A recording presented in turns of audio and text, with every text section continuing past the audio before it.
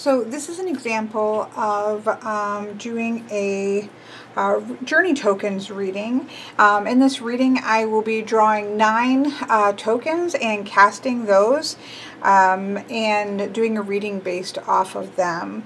I have a lot of different ways I can use the spread cloth. I certainly look at the 4 elements here.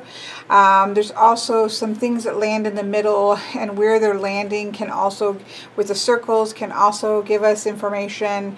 And so I just wanted to do an example of this. Now this is an actual reading for a friend of mine who has given me carte blanche to do readings when I need example readings. And we're getting ready to actually enter into the spring equinox, which is an important shift in energy for my friend as well as for everybody. So I'm just going to do it sort of as a general reading surrounding the energy shifts and the way things are going to start, the way that energy is going to start heading. So I'm just digging in here, and I'm going to pull out 9 tokens, and then we'll be casting those.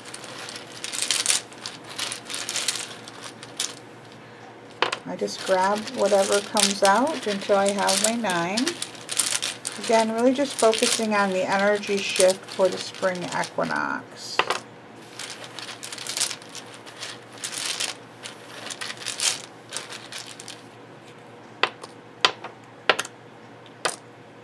I think we have more. 3, 6. Nope, there's 9. 2, 3, 4, 5. Yep, there we go. Set those to the side. So we're going to take our lovely tokens. And that one, the new moon is very active energy.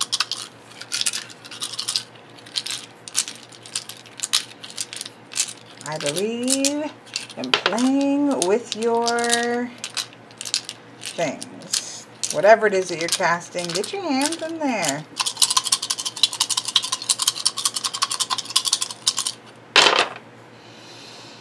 Okay, so let's take a look here. I love that we have 2 things in the center. So the center of a reading for me, and one of the reasons that I wanted this spread to be the way that it is because I love having the center area that kind of really speaks to the essential energy.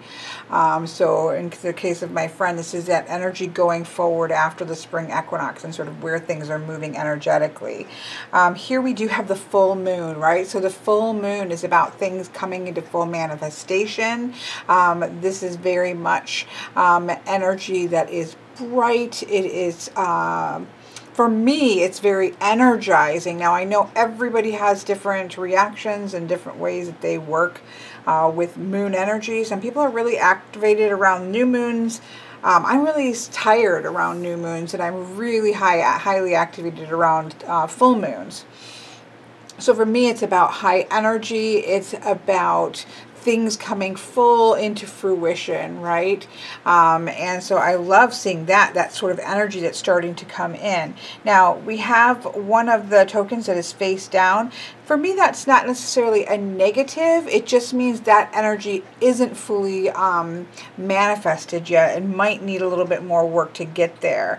That is, I'll go ahead and turn it over. And what I usually do is grab, I've got these little ones that I like to keep.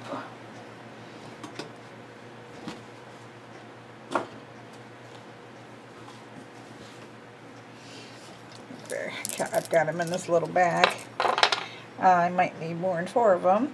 And what I do is I just like to put a little gem there, and it just lets me know that that was a face down figure. So that way when we come back to it, or we kind of work our way back around to it, I always remember, and when taking the picture we know that that one was face down. So this is sort of that third eye energy point there, and this really does speak to intuition, paying attention to your intuition.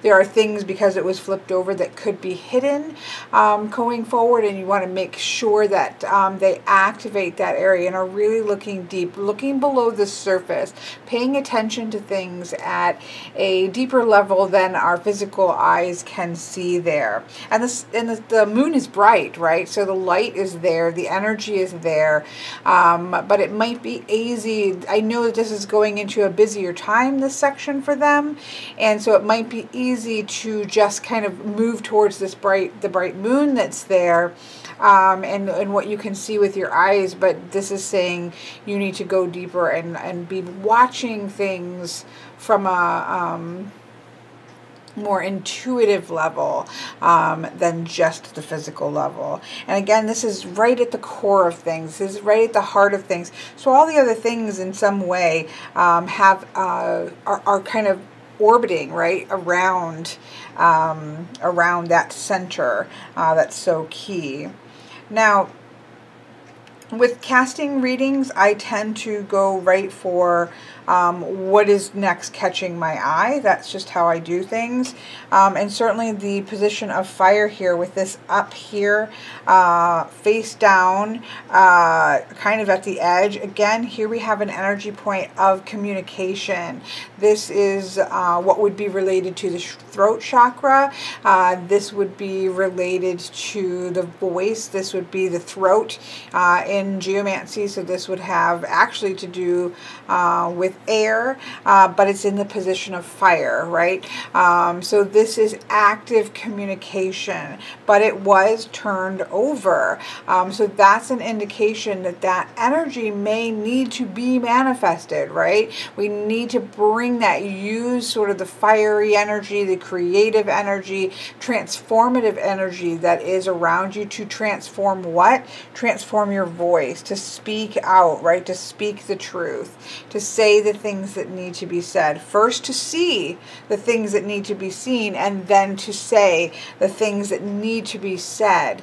But that needs to be activated because it was not in a position of being active. So over the course of this coming turn of the wheel, it is to see things clearly through the light of the moon, but more importantly through the third eye, through the seeing intuitively.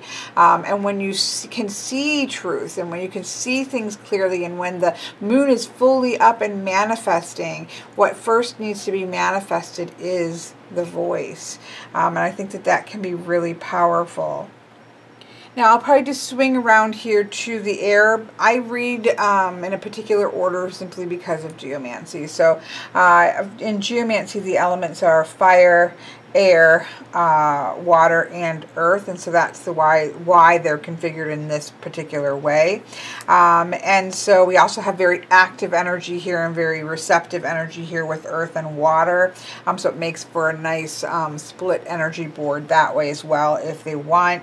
Air over water is something that comes up a lot. Is your heart and your mind in alignment? And so those are the things that I would like to pay attention to, but that's why I sort of go around in a circle this way.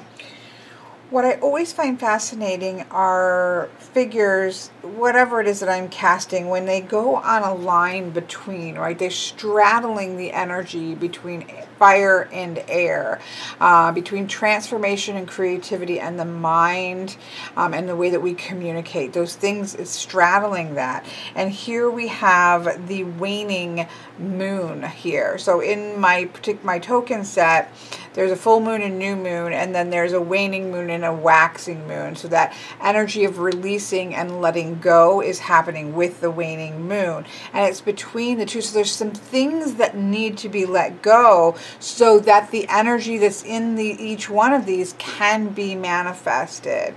And what's kind of interesting is that we have sort of an air throat communication in fire, right? But it was turned over, and so it needs to be activated, but something needs to be released or let go of so that it can be fully manifested. Now in the air side, we also have a figure. See, something needs to be released so that the energy can grow. See, I really love this. When I first started out turning my system from a deck into to the symbology, or cutting it back to the very base symbols. I had 8 moons and I had 8 seasons, and I found in doing readings with them that it was too much of the moon energy. Because sometimes you could get like 4, 4 moons in a reading, and you're like, okay, what are you supposed to do with that? And so I did cut it down to 4 of seasons and 4 of this, but you still end up getting multiples of that. And what I have found is that it's actually, it works really well, because energy is this push and this pull and this interaction, right? We don't have these like energy streams that are just running perpendicular and they're never touching and they're never interacting. In our lives, we have all kinds of energy that is moving and interacting with each other, reacting, interacting, pushing forward, pulling back. There's all kinds of ways that energy interacts with each other. And so I've come to find that this type of situation only gives us more. We actually right now, and we haven't turned this one over, have 3 moons, but this tells us different things.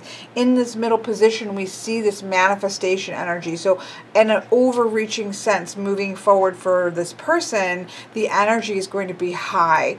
There is going to be moving into a period of manifestation. So we're looking at sort of an overarching thing. When we're looking here at the waning, we're saying, okay, between these two things, there is an energy going that calls for a release, that there may be a release necessary to activate the other energy. So sometimes maybe the passion needs to come down so that the voice can come up because of this particular token.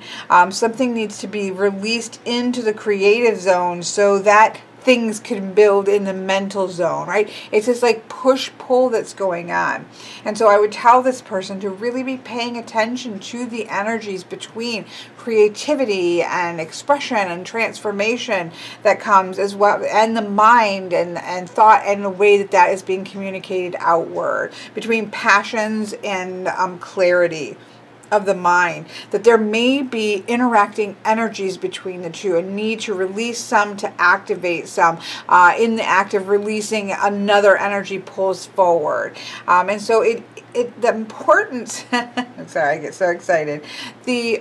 What I love about this particular system is, or just bringing together of these symbols, is that for me, everything comes down to energy. Our worlds and our experiences and who we are is a continual movement between energies. And if we can start to pay attention to those ways that energy are interacting, we can use that to our advantage, right? We can use that to navigate those energies in a way in which we are then using the energy versus fighting against the flow of energy. And so that's what I'm really seeing here, is this push-pull between this, and that's something that they need to pay attention to as they move into this particular season, that they understand when passion needs to give way to clarity and thought so they can communicate well and clearly, and when sort of thought needs to help to manifest the transformation and the energy that they're seeing there, right?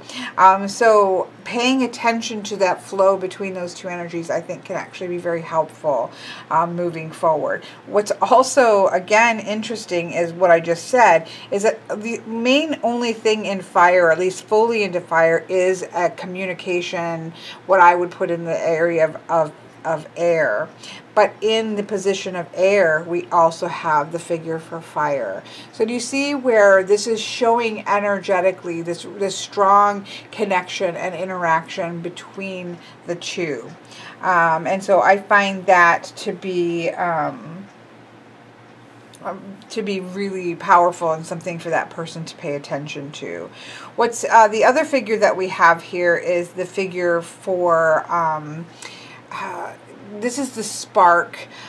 This is the idea of conception. So if you think about the 4 stages of becoming a human being, right? We have the spark or the conception that happens, and then we have the childhood and youth energy, and then we have the adult energy, and then it moves around this little mini birth chart over to the realm of the elder and gaining maturity and wisdom. And so this going into this phase for my friend is going to be actually learning some new things about himself, and especially in the realm of communication, in the realm of how do we take the things that we're thinking through and that we're processing and that we're working through in our mind, and we're able to communicate them in such a way that it is effective. And so there are some new things, as no matter how old we are, we should always be learning and growing. And so between this in the fire and this in the air and this in the air, we have this idea that he's going to need to navigate between passion and clarity, right? Between the feels and the transformative fieriness and the being able to communicate things clearly and well. And that's going to be a major theme moving forward. Now, here in the house of the water, or the position of water, we just have one symbol here, which is the symbol for will and for confidence. This is an energy point as well, and it is very much that energy of putting your will out there, to confidence, to being solidly grounded. It's the I. It is that I can do this. I am here. I am present.